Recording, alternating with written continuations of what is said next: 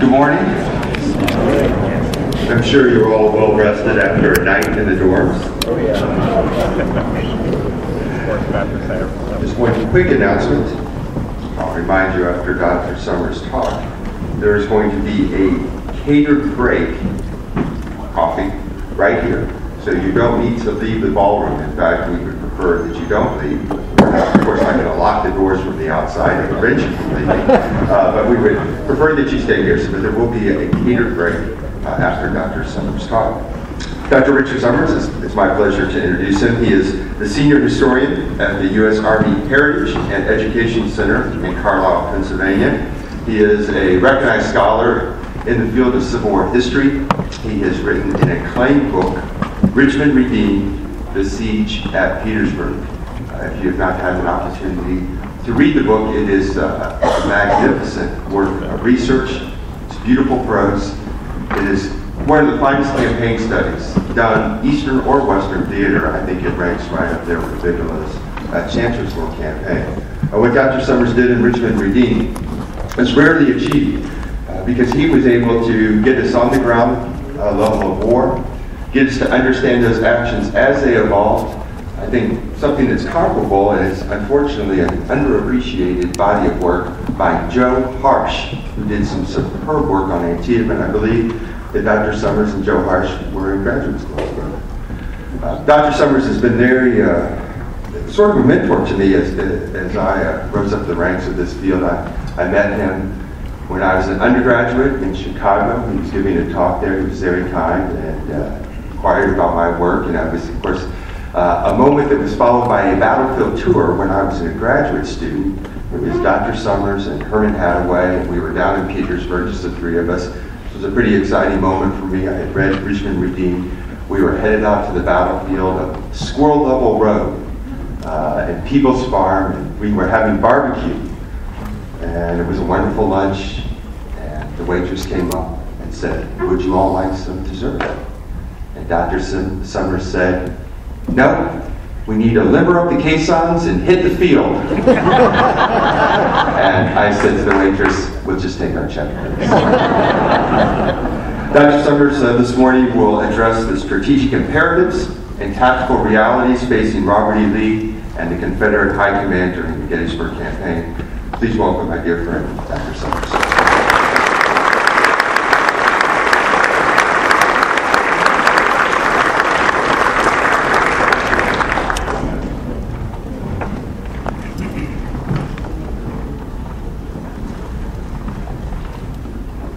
Thank you very much, Dr. Carmichael. I treasure so fondly our friendship that has endured over all these decades, and that continues, and with the magnificent leadership that you're providing for the great Civil War Institute here at Gettysburg College, especially in this 150th anniversary year of the Battle of Gettysburg.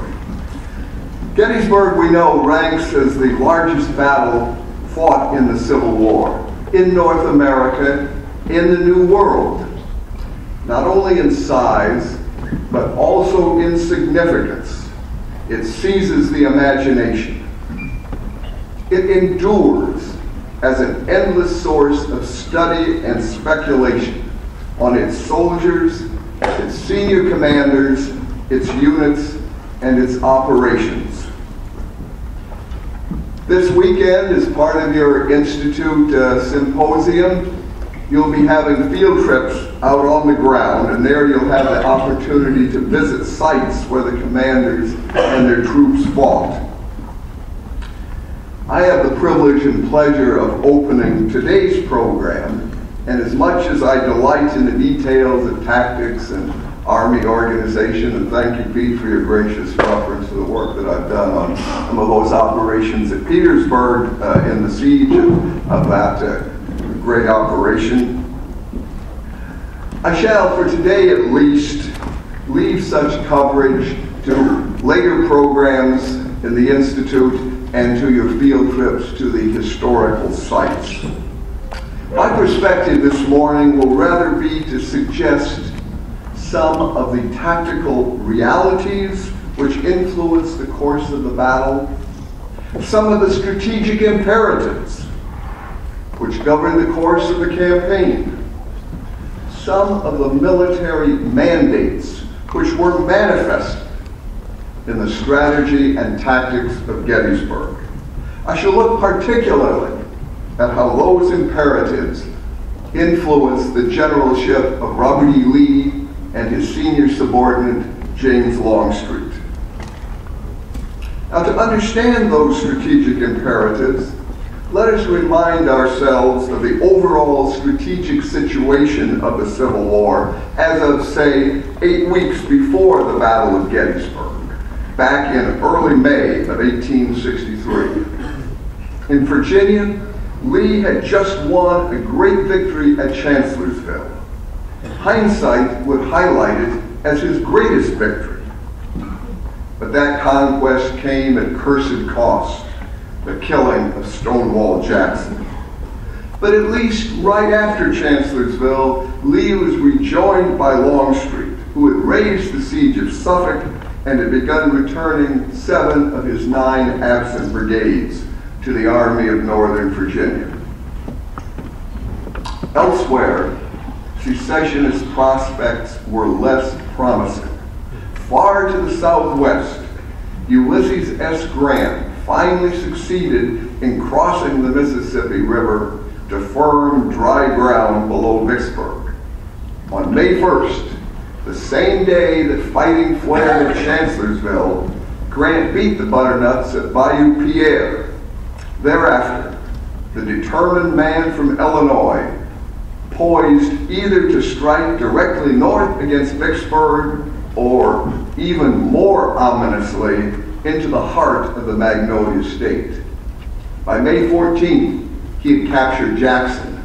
Less than a week later, he placed Vicksburg itself under siege. In the intervening theater between Grant in Mississippi and Lee in Virginia, the opposing armies remained quiescent in Middle Tennessee, as they had done for over 4 months since the Battle of Stones River on December 31st, 1862 to January 2nd, 1863. Cavalry actions erupted repeatedly all along that front, an effective screen for masking Confederate weakness and producing strategic paralysis in the Unionists. Behind those screens, the main armies lay dormant around Murfreesboro and Tullahoma, respectively. Finally, far to the west, beyond the Father of Waters, a heavy federal column which had penetrated up Bayou Teche in April and struck Red River at Alexandria, Louisiana, was descending that larger stream to join 2 other divisions closing in on Port Hudson, the other Greycoat stronghold on the lower Mississippi River downstream from Vicksburg. Butternut brigades in the trans-Mississippi region, meantime, fecklessly, and it would turn out ineffectually, sought ways to relieve the threat to Vicksburg and Port Hudson. 3 southern brigades in the Teche country, 3 or 4 more in North Louisiana opposite Vicksburg, 5 or 6 in Arkansas could annoy the Yankees, but could hardly change the course of the campaign. If Vicksburg were to be saved, and if the secessionists were to secure significant success in the strategic realm, larger forces, battle-bloodied veterans under combat-tested commanders, would have to be used. Those forces were most numerous and potentially most available in the Army of Northern Virginia. The great strategic challenge was how to use those troops, where to commit them. One option was for the Confederates to remain on the strategic defensive in the Old Dominion and to send sizable forces elsewhere, say to send Longstreet and 1 or 2 of his relatively fresh divisions from Suffolk. They might transfer straight to the most threatened region, Mississippi. The advantage of going there was that they would confront Grant directly and the dire danger that he posed to Vicksburg. The disadvantage was that in the Military Division of the West, they would come under the control of John C. Pemberton and Joseph E. Johnston, two of the most inept Army commanders in the entire Confederacy. The main competitor for that dubious distinction was Braxton Bragg, who had charge at Tullahoma. His presence there discredited a second strategic option. On paper, that option appeared promising, to send Longstreet to Middle Tennessee. So brilliant a strategist as P.G.T. Beauregard actually proposed that option. Longstreet's reinforcements could potentially help Bragg defeat the Army of the Cumberland, recapture Murfreesboro and Nashville, or even carry the war back into Kentucky. Such a strategic breakthrough on that front might force Grant to pull back from Vicksburg to save the collapsing center. The picture was indeed pleasing from the Confederate perspective, but the prospect of Bragg actually producing such results was problematic. Since senior officers of questionable ability were likely to secure little or no gain with any reinforcements sent to either Mississippi or Middle Tennessee, where then could the troops be committed in a theater in which generalship of proven excellence gave high confidence that they would be used to good advantage? To ask the question was to answer it. Use them right here in the Eastern Theater, in their own Army of Northern Virginia, under their own commanding general, Robert E. Lee. And that was the fundamental strategic decision which the Confederate government made. Only to send small contingents from Arkansas, Louisiana, Tennessee, and South Carolina to help fight for Vicksburg, but primarily to use Lee's main army to launch a major strategic invasion of the North. That army would be bolstered by Longstreet and 7 of his 9 brigades from Suffolk, by a returning cavalry brigade, by 3 new mounted brigades, and by 3 new infantry brigades. A total of 44 Confederate brigades for this massive invasion. Contrast so large and powerful an army with Pemberton's besieged force of 13 brigades or Johnston's maximum strength of 15 brigades. Striking north across the Potomac into Pennsylvania offered the Confederates many advantages. Some were obvious: to free Virginia from the ravages of war, for a while at least, and to make Yankee civilians bear the burden of war. Others were more prospective. Winning a great victory on northern soil on the order of Chancellorsville or 2nd Manassas might, just might, compel Grant to raise the siege of Vicksburg and send troops east to fight Lee. Might inspire European powers to intervene on behalf of the Confederacy. Might even break the Union will to continue the conflict. But beyond such probable or potential or possible prospects, each of them of major strategic importance, there were practical, logistical strategic benefits from striking northward. One such benefit, obviously, was to gather much needed food and supplies right here in Pennsylvania. More than that, this invasion would cut 2 of the 3 great trunk railroad lines of the United States, which linked east and west, and which facilitated transferring troops and supplies between theaters.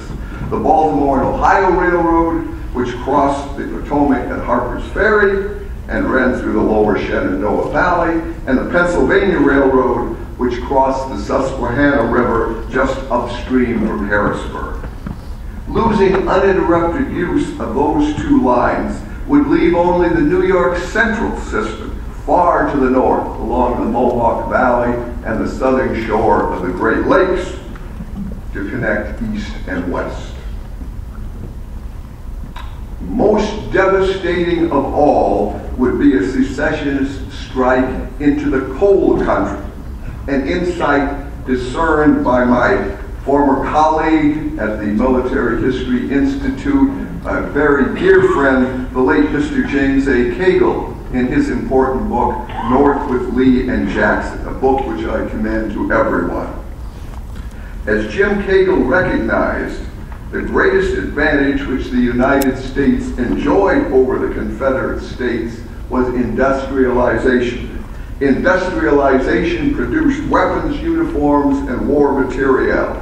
Industrialization built and fueled railroads. Industrialization produced and fueled U.S. Navy steam frigates and ironclads.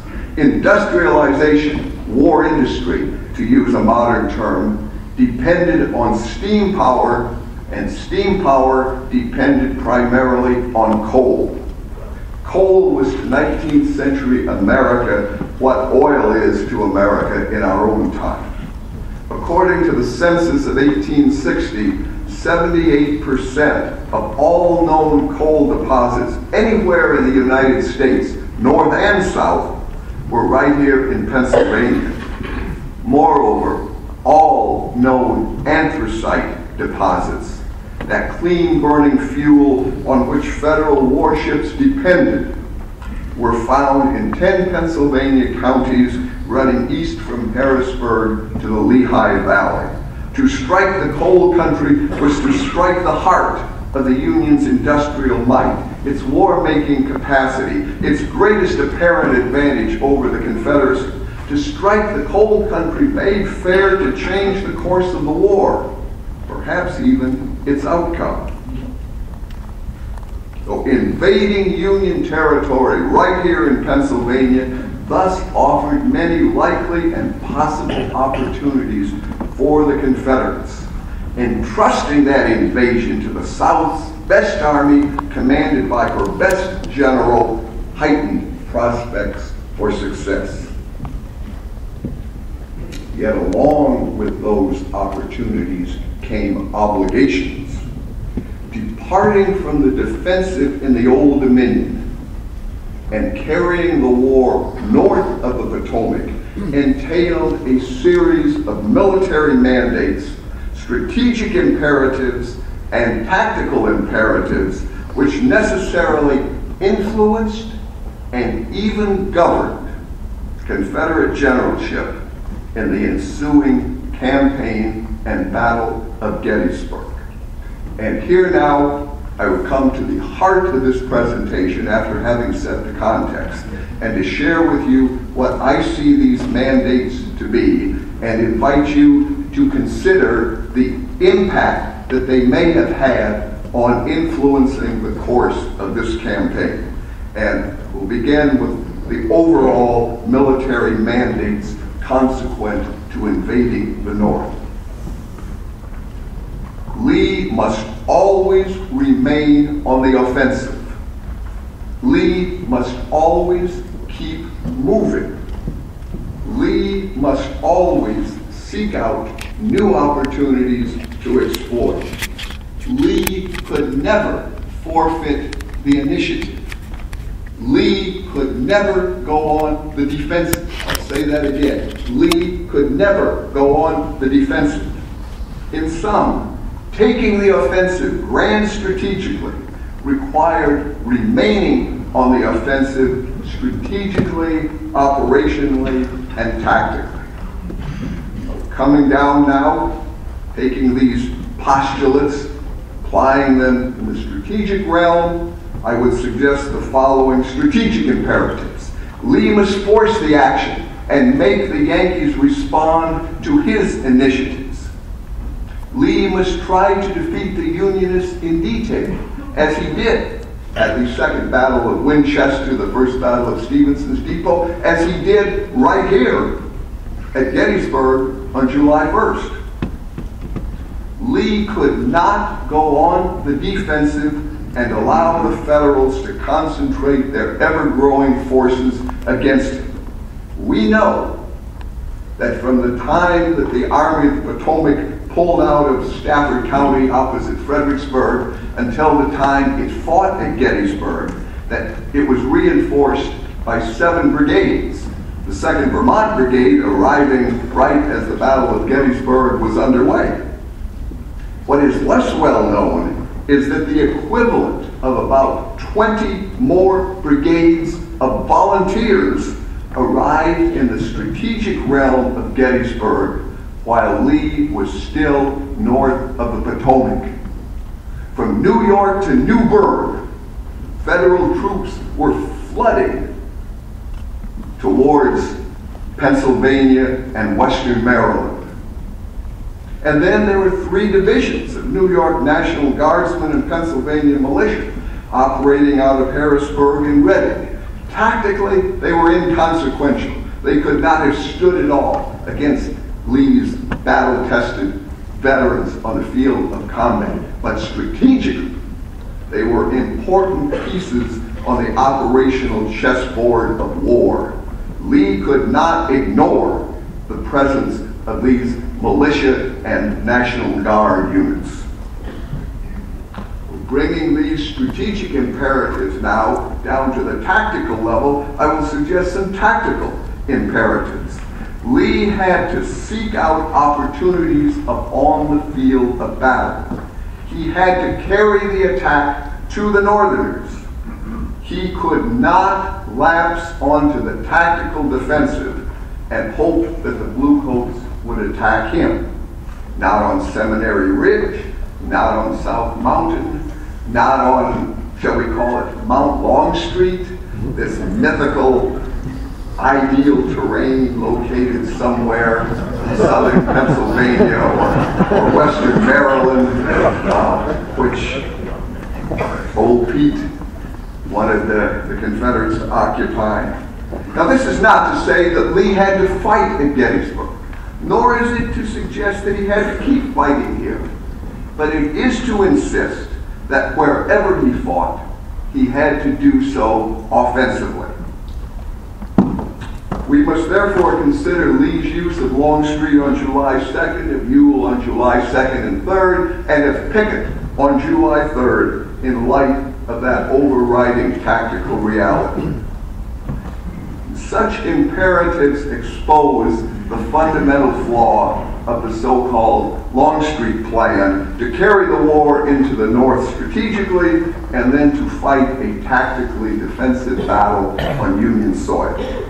The strategic flaw is that it would allow the Federals to mass overwhelming manpower. They were growing stronger every day. The tactical flaw is that it would allow Meade to select the manner, time, and place to attack, if he chose to attack at all.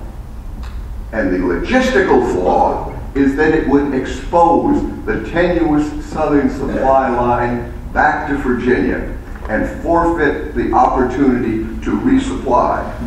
Please keep in mind, the area east of South Mountain was federal territory, and so was the area west of South Mountain.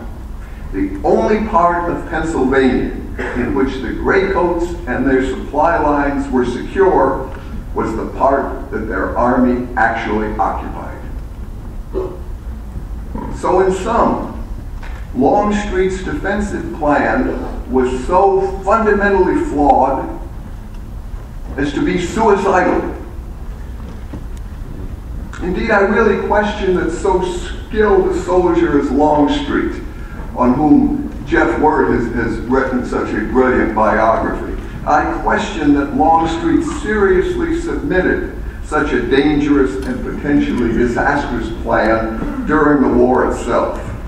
There is no doubt, however, that he advocated it after the war, and it has come down to us and been repeated right up to our own time. But my presentation this morning has sought to demonstrate the fundamental flaws of the so-called Longstreet plan.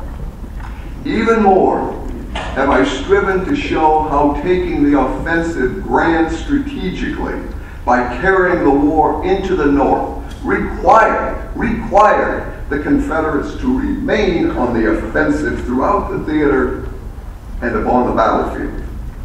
Lee's generalship in the Gettysburg campaign, therefore, was neither overconfident, nor rash, nor foolhardy. Rather did it reflect the realization on the part of this excellent commander that he must actively seek success strategically and must actively fight for victory grand tactically and tactically.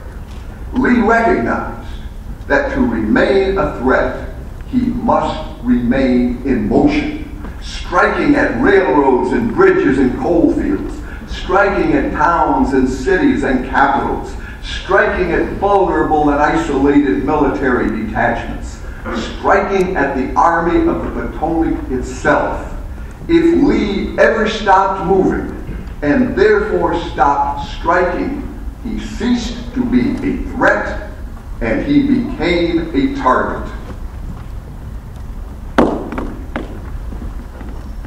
Such were the military mandates, the strategic imperatives, and the tactical realities that governed the generalship of Robert E. Lee and his senior subordinates in the Gettysburg campaign. That Lee understood and acted upon those requirements is yet another measure of his greatness as an Army commander. That we too may recognize those realities enhances our understanding of his generalship and of the campaign and Battle of Gettysburg. And I thank you.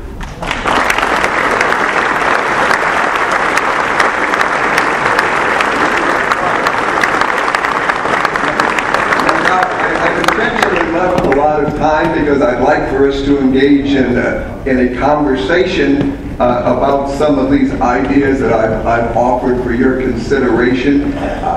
It's simply my interpretation. I recognize and respect that there can be other interpretations, and I would enjoy us talking about it. There are microphones in the aisles, and we would ask that you please use the microphones so that everyone can hear your question and so that it can be recorded for our program. The gentleman over there has the first question. Mike Kiernan from Massachusetts. Doctor, would you elaborate a little more on the Longstreet plan? Give us a little more about it, please. The General Longstreet would claim after the war that he had gotten a commitment out of General Lee to invade the North strategically, but then to take up a tactical position on favorable ground somewhere in the North and force the Union Army to attack the Confederates on that ground. And then possibly when the Union Army had bloodied itself and with repeated failures to carry this position, then possibly the Confederates could counterattack. But essentially it would be to fight a defensive battle. No, that was his plan. But I try to suggest why such a plan would not have worked, because just follow the reasoning down. Here's how the reasoning goes in the Longstreet plan. Take up a favorable defensive position, make the Yankees attack, repulse their attacks, and then launch a devastating counterattack. But it all depends on that second point. Make the Yankees attack. How do you make the enemy do what you want him to do? That is one of the greatest challenges that any strategist in any war has. And one way is to go after him and hit him and hit him and hit him again. So he has no alternative but to do what you want him to do, which is to be defeated. But if you just sit there, and count on him playing your game, that is a high-risk undertaking in the best of circumstances. And Confederate circumstances in the Gettysburg campaign were far from ideal. They're carrying the war into enemy country. They have a smaller southern force than the Bluecoats have. It is always prudent in war to give the enemy the benefit of the doubt and assume that he will try to act to his best advantage. And your challenge, whether you're Robert E. Lee or Dwight D. Eisenhower or Norman Schwarzkopf or whoever you are, to try to overcome his best game with your best game. But if you forfeit the strategic, tactical initiative, you leave the whole game to the enemy. And there's no assurance, I would suggest, that Meade is going to attack at all. If the Army of Northern Virginia were just to sit here along Seminary Ridge or perch atop South Mountain or find this favorable terrain down south of Gettysburg somewhere, what's to make Meade attack? What's to make Meade attack? And I may share some more thoughts on that later, but there are a number of other people who have questions, and I want to hear those questions. Please, sir. Thank you. Bob Sprague from Paoli, Pennsylvania. My question, what role, if any, did Jed Hotchkiss' map of the area of Pennsylvania play in Lee's planned invasion of Pennsylvania? Thank you very much.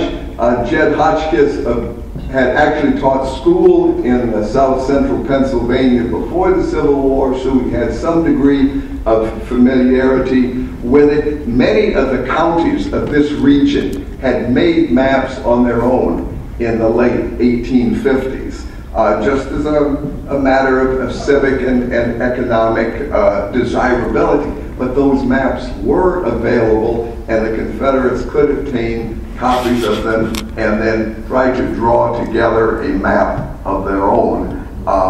So they would have a general idea of the course of the roads and the railroads, locations of towns and even farms. These were not topographical or terrain maps, but they were political maps in terms of showing the locations of various cities and roads. And so it was helpful to the Confederates. And Jim Cagle, in his book, North with Lee and Jackson, talks about how Jackson and Hotchkiss had even earlier developed plans to carry the war potentially into the coal region with the knowledge that they had of this area. We have a question. This Mike? Doctor, 2 points. First, are there not examples of where political motivations from the Lincoln administration would force the Union Army to attack at unfavorable terms like at Gettysburg, or if they had occupied, let's say, Harrisburg or the state capital? I'm not sure. I understand your point about giving up the strategic initiative and trying to count on the enemy to do something. But if they take some sort of important position, would there not be pressure on me to attack? And second, I'm not sure if this is the right part of the form to do this, but the Longstreet maneuver about maneuvering around the flank. How does that happen? Does he march down Gettysburg Road in front of the entire Union Army, and then swings around to the Round Top, and then he gets isolated by himself? So. Okay.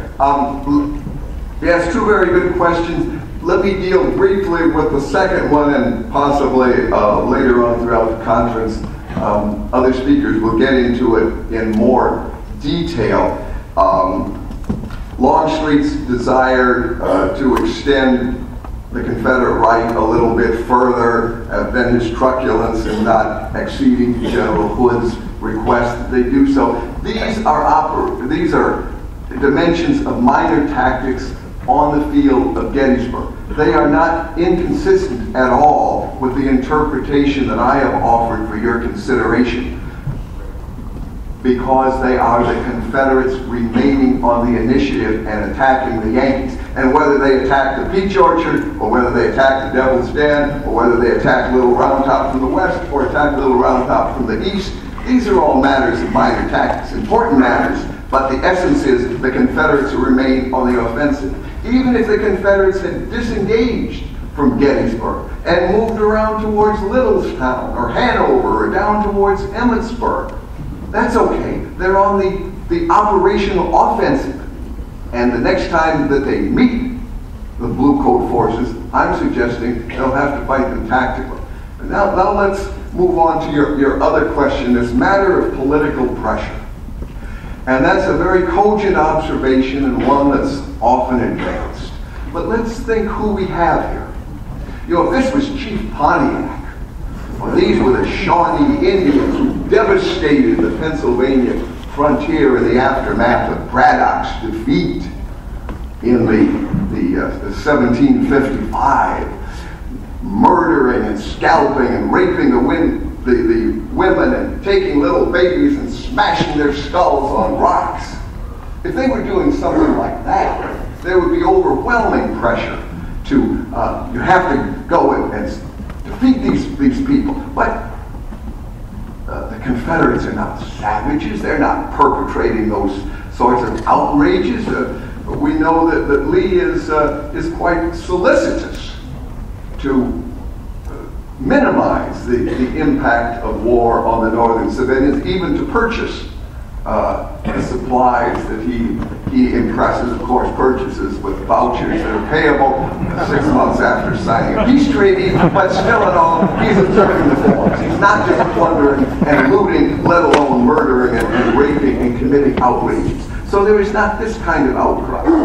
If it's just a matter of his presence here, so aggravates and infuriates the governor and the president, they just have to go get him. I would suggest General Meade might reply something to this effect.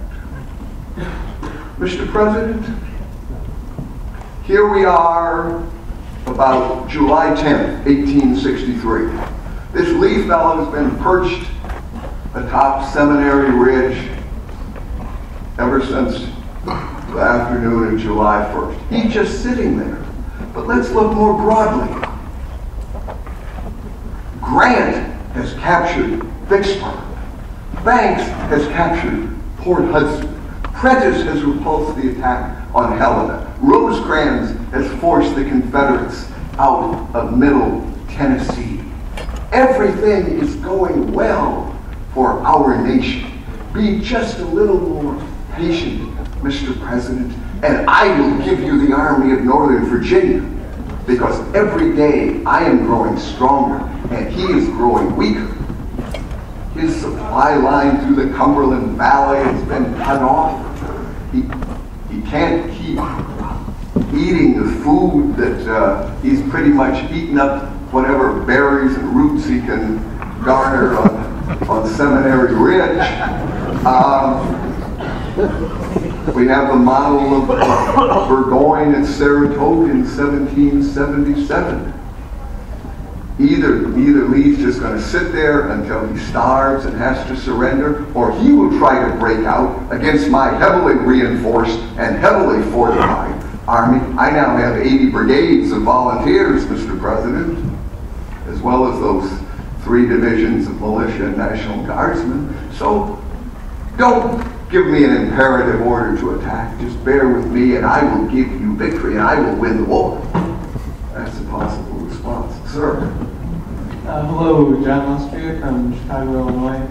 And about Lee staying on the offensive, yes. Could he, so after July 1, good Confederate victory, could he not have, rather than stay there to fight at Gettysburg as Meade continues to be reinforced, as you're saying, could he not have stayed on the move, as you were suggesting earlier, to remain a threat rather than trying to fight against increasingly superior numbers?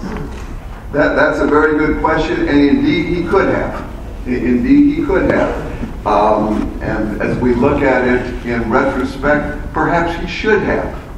But he had achieved such a handsome victory on July 1st that it's understandable that he thought there would be prospects to build upon it on July 2nd. And again, as we look back in retrospect and make due allowance for the friction of war and the fog of war, and we always must make such allowance because Lee and Meade and any general at any time does not have the advantage of hindsight.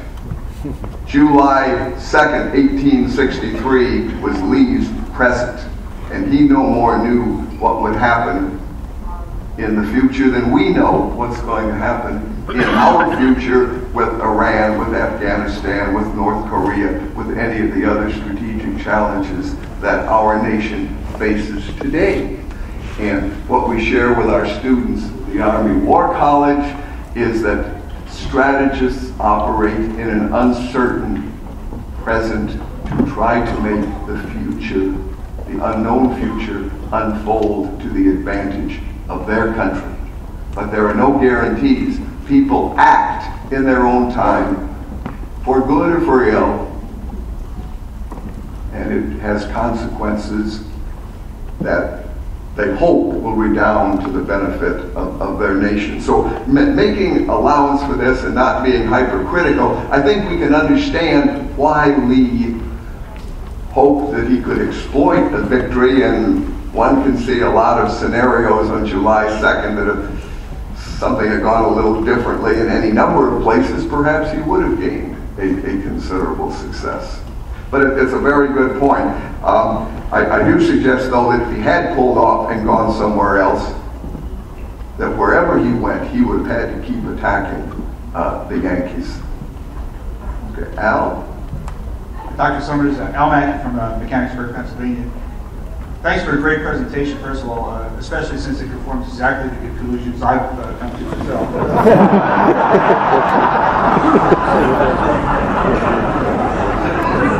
The question I have is more hypothetical. A lot of people say that, well, if, let's say Lee took Harrisburg, what does he do with it? It becomes a trap for him. What would you respond to that? Is Lee trapped once he crosses the Susquehanna River and takes Harrisburg? A very good question. There is a certain symbolic significance to taking an enemy capital, even if it's only a state capital. Of course, Harrisburg, if it had fallen, would not have been the first Union state capital that the Southerners had captured. They had taken Frankfort, Kentucky in the autumn of 1862. And were even in the process of inaugurating the Confederate governor when who should appear on the heights overlooking Frankfort by General Joshua Sill with his division from the Army of the Ohio. And instead of firing a 19-gun salute in honor of the governor, he fired a 19-gun salute at the governor.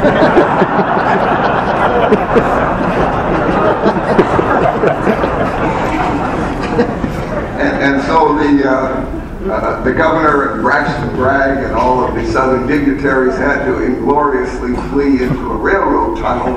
Fortunately for themselves, it was a tunnel and they could get out the far end and escape the short-lived inauguration of the Confederate government in Frankfort. But if, in this case, they had taken Harrisburg, the main benefit would not be for the propaganda advantage or even the political benefit. It would have been cut the Rockville Railroad Bridge where the Pennsylvania Railroad crosses the Susquehanna, one of these great logistical links that we had talked about in my presentation.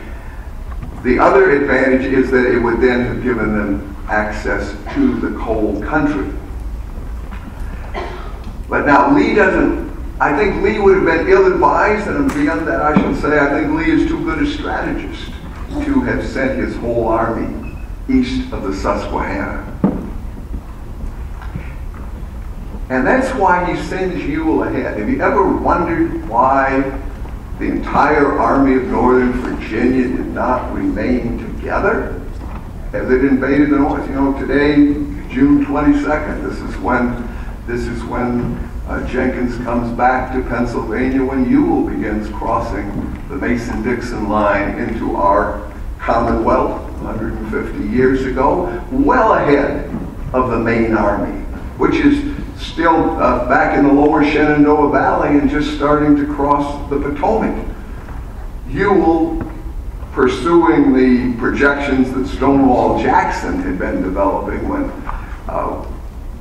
he was in command of the Second Corps, is with a detached forward force, really a semi-independent corps, and perhaps it can get ahead and cut the railroad and penetrate the coal region while Lee keeps his main army well in hand to confront the Army of the Potomac.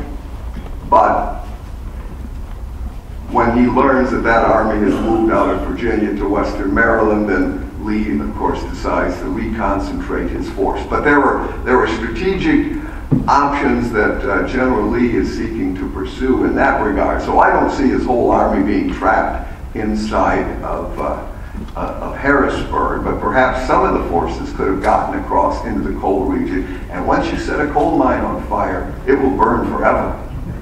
He doesn't have to garrison that area. All he needs to do is devastate it.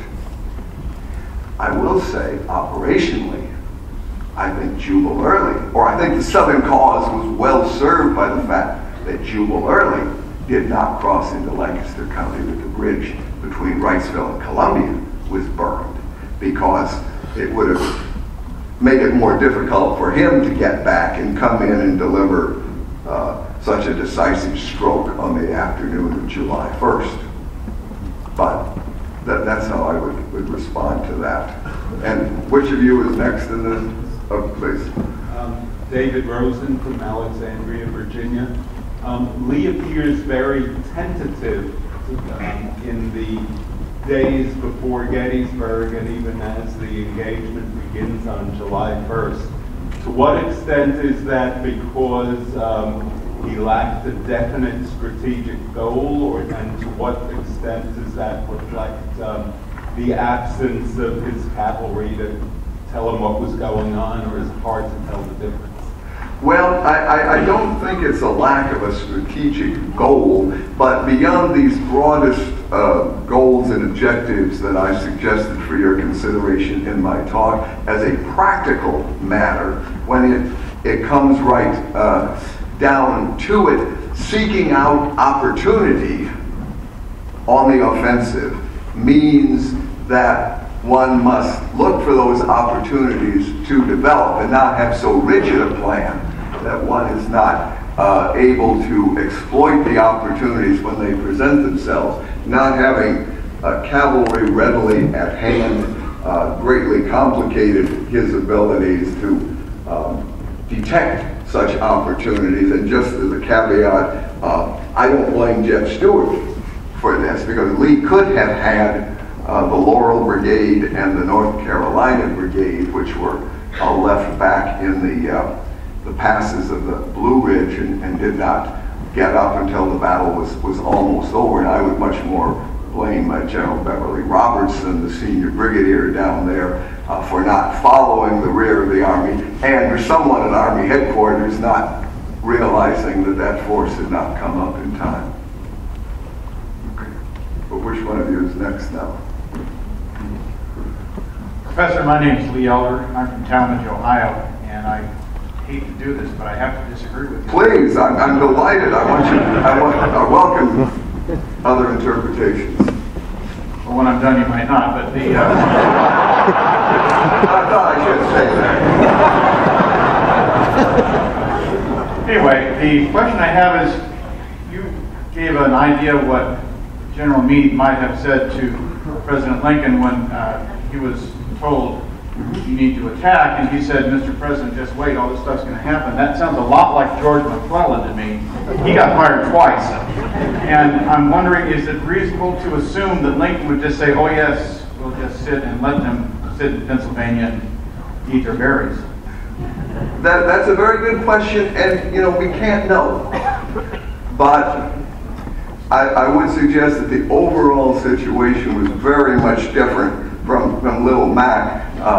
The president didn't abandon Little Mac in the late summer and early autumn of 1861. It was repeated delays on McClellan's part right up the autumn of 1862 that proved so frustrating to the president. Meade is obviously new in command. Lincoln has enough confidence in Meade to give him a chance to put him in Army command. So if you're going to trust your subordinate, trust him. The president, by constitutional prescription, is the commander-in-chief. And all senior military leaders need to understand that. The president cannot be a meddler. He has the right to involve himself. And the great generals of our history, from Grant and Lee to George C. Marshall to Cole and Powell, have understood that and have worked with their presidents. Whereas generals of unquestioned military ability, like Winfield Scott or Douglas MacArthur, or in more recent times, Stanley McChrystal, who have worked against their presidents, have nullified their ability to bring their professional talents to bear for the service of our country.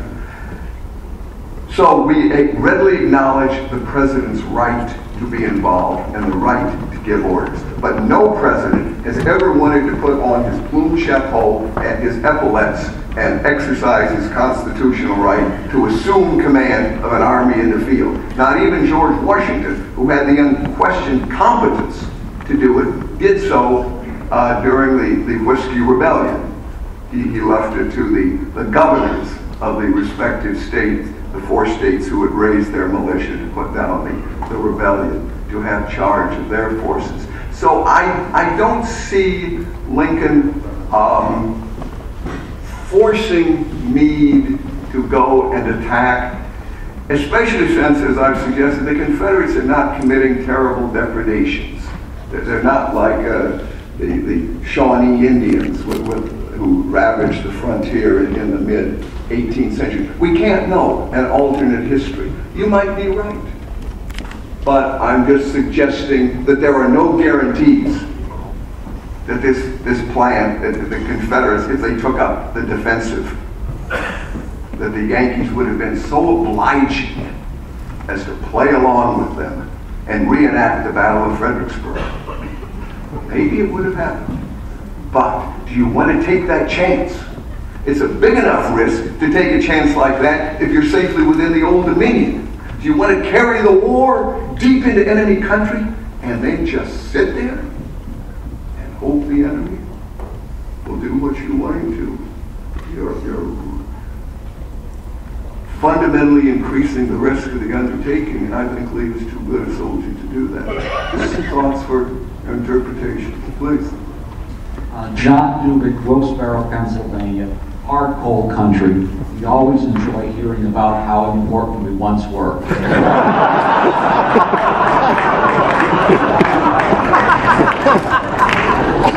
When you talk of taking reinforcements for the Western armies from Lee's army, you seem to assume that Lee will remain in the East.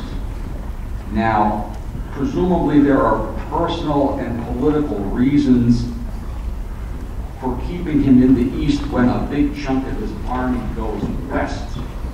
Would it really have been impossible to say, well, I'm sending reinforcements out to Mississippi, but with the understanding that Lee comes with them and Lee is assuming overall command now? Well, that's a very good question, but most of the scenarios that are offered is that only 1 or 2 of Longstreet's divisions would be sent, not the whole Army of Northern Virginia or the larger part of it, because after all, the Army of the Potomac is just on the left bank of the Rappahannock River. It can't expose Richmond to a renewed offensive by weakening the Old Dominion that much. But the corollary of this is that one of the principal advocates of sending 1 or 2 of Longstreet's divisions to the west is none other than Longstreet. Because he wants to go, and he wants to have this quasi-independent command. I will say this: if Lee had been ordered to go to Mississippi or Middle Tennessee, I have absolutely no doubt that he would have saluted smartly and have obeyed that order. I have no truck whatsoever with criticism that claims that he is a parochial Virginian who would not leave his native state. When he wore the blue and was a soldier of the United States Army, yes, he helped build Fort Monroe. He also helped build Fort Pulaski, Georgia. He helped repair the defenses of Baltimore, Maryland. He surveyed the Great Lakes in Ohio.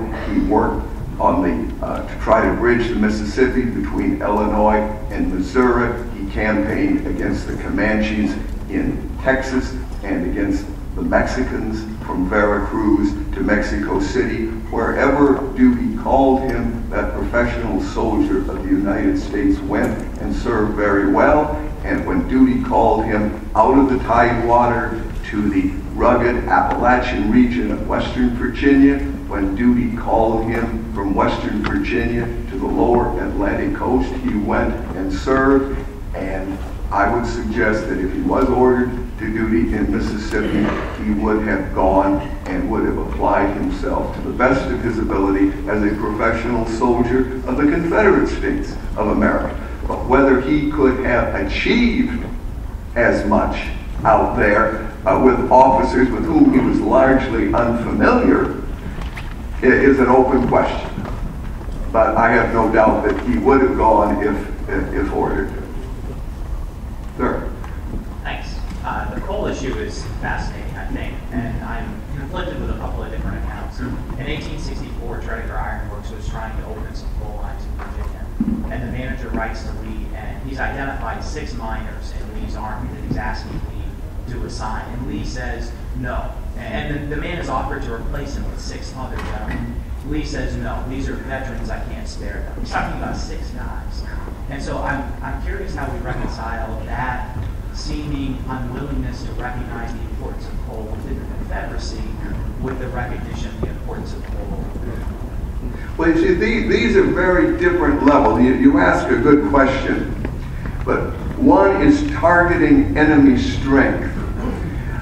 As great as is my admiration for General Lee, and I trust that it's come through in my presentation this morning as well as in my necktie.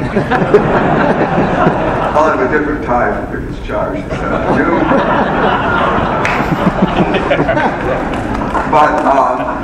But here's honest Abe. I admire both sides.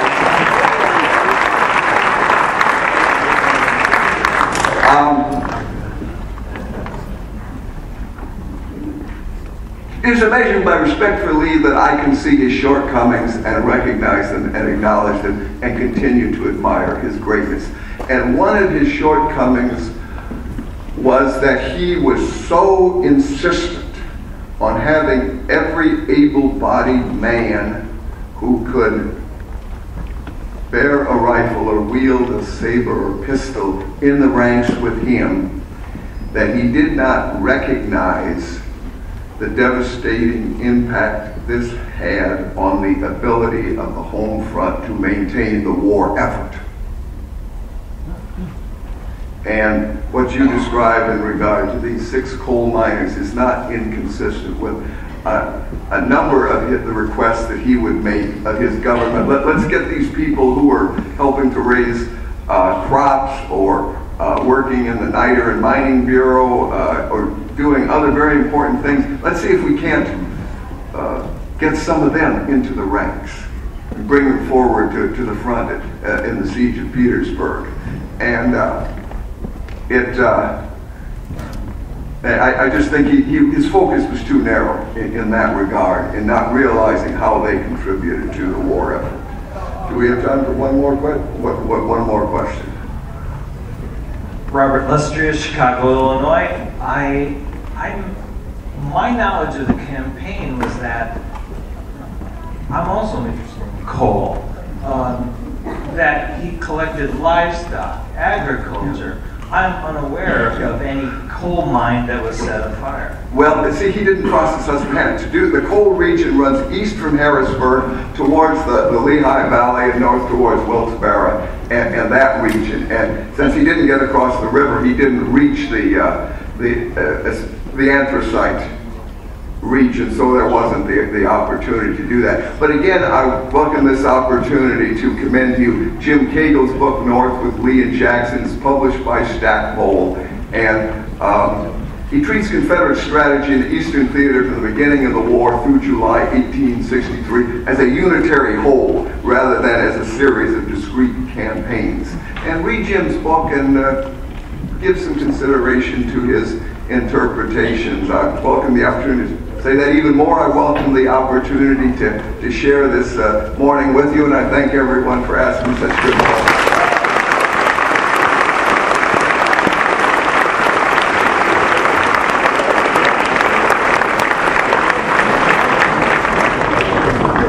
All right, we have 15 minutes before Carol Reardon will come up. We have coffee to my right and to my left.